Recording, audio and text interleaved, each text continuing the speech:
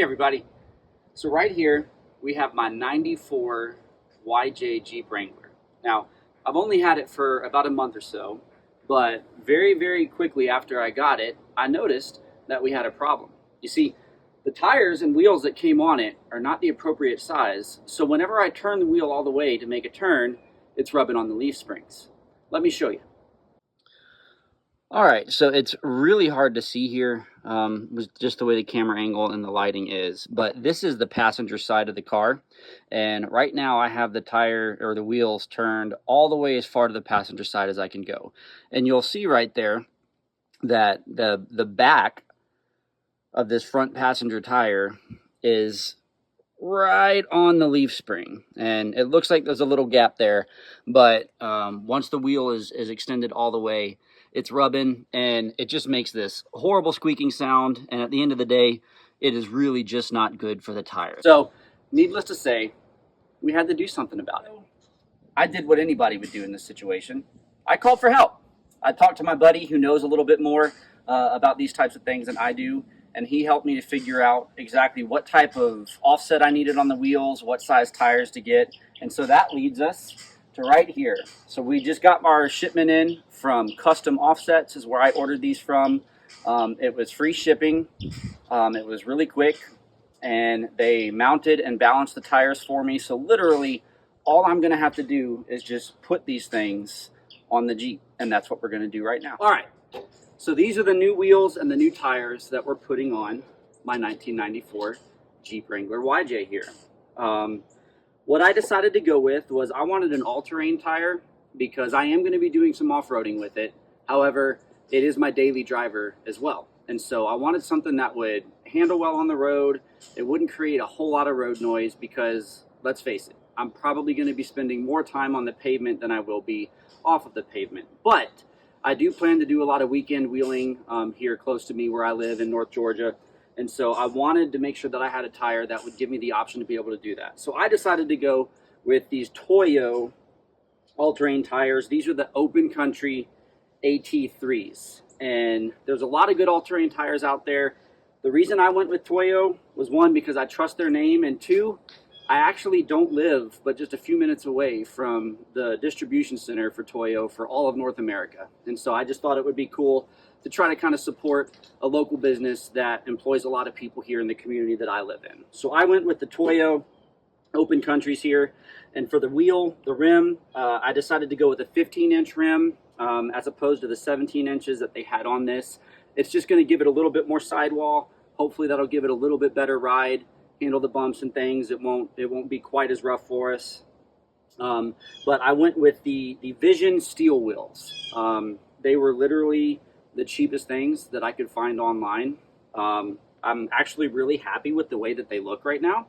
I think it's a pretty sharp wheel. They're steel, so it's going to take a beating. And at the end of the day, they were only around $80 a piece. So if they get scratched up, which I know they will be, I'm really not going to be all that upset about it. So, all right, well, that's enough talking for now. Let's go ahead and get these things mounted up, and let's see what they look like once they're on.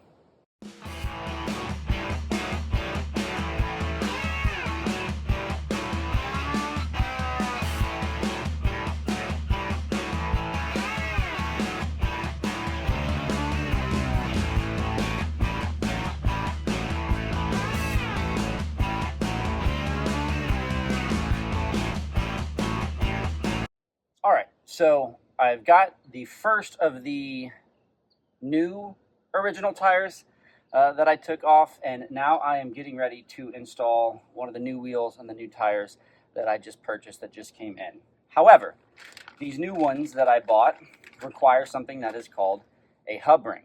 And so it's just a little bitty, this is a plastic piece. You can get aluminum ones, I think. But this is gonna go and it's gonna sit right on the hub like that. And so you wanna make sure that this ring goes onto your hub and there's not a lot of wiggle. You want it to be fit. You want it to be nice and snug when you put it on. And so I'm gonna check it and I'm gonna put it on there, and it looks good, it feels good. So I'm really happy with that. Now we're gonna check the wheel. All right, so I've got the hub ring now. I just checked, make sure it fits on the hub. Now I'm gonna stick it on the interior of the wheel, and make sure that it's a nice, firm, secure fit, and it looks like it is, and so I'm really happy with that. So I'm going to go ahead and place this, press it, make sure it's all the way down. So I've got that fully inserted into the wheel, and now let's go ahead and get it mounted up.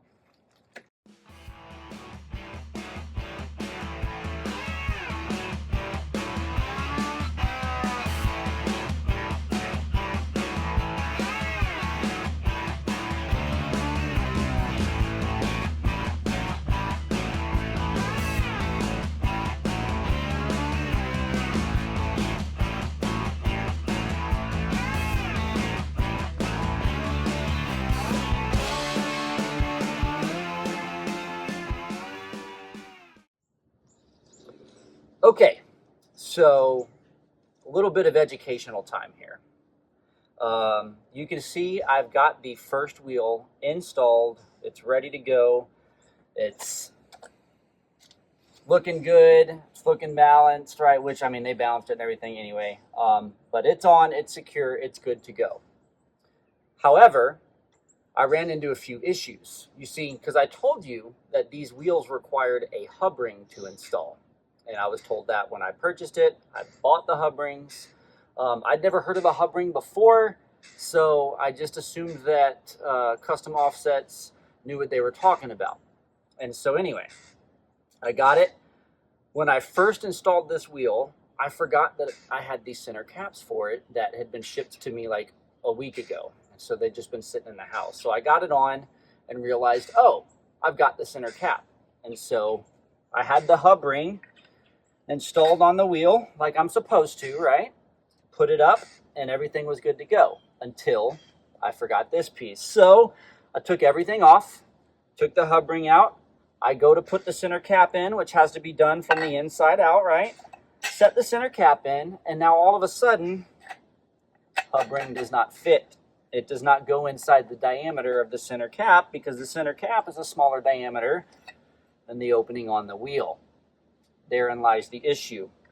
And so after doing a little bit of research, talking to a few different people, and even calling Custom Offsets themselves, I was trying to figure out what could be done and whether or not this hub ring is a crucial part to it.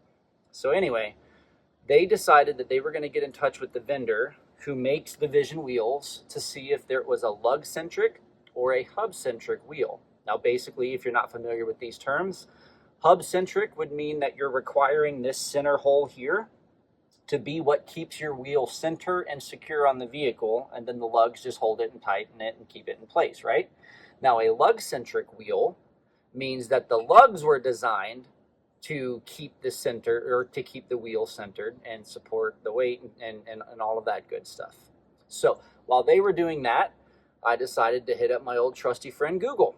And so I began to type into Google and look and read other people's issues and things that they had when they were trying to install Vision wheels as well. And so as I was reading through some forums that were talking about whether or not you needed a hub ring for a lug-centric wheel, there were some mixed and various opinions. It seems to be that the overall consensus by the off-road community and people who run off-road shops and make some really impressive pieces of machinery that tackle the off-road, right? More people were saying that the wheels were lug-centric and that because of that, you did not even need to run the hub center ring to begin with. And so while I was doing this research, a representative from Custom Offsets got back to me. They had reached out. They had talked to Vision Wheels directly, and Vision Wheels, the people who made the wheel, whose name is on the wheel, said that they were lug-centric wheels, and so I did not even need to run the hub ring at all. So that's where we're at now. So I am going to take the word of the people whose name is on the wheel and assume that they know what they're talking about and that they are correct in this. And so I'm going to finish installing the rest of these wheels using the center cap and not the hub ring. And what would really be ideal would be if the center cap was the same circumference is the inside of this hub ring, and that the center cap would sit on it and fit securely and everything would be nice. However, center cap does not fit securely on the hub on the vehicle. There's a lot of wiggle, there's a lot of play to it. So I'm just going to go off of the word of vision. I'm going to line it up with the lugs and let them be the things that primarily keep the wheel centered, and hopefully everything will work out just well. So if you didn't know, now you do. And if you've got a different opinion, then I'd love to hear your comments on it. Just comment on this video and let me know what you think about the importance of these hub-centric rings or not. So, all right. Well, now that we've got that out of the way, let's go ahead and finish getting the rest of these tires and wheels installed.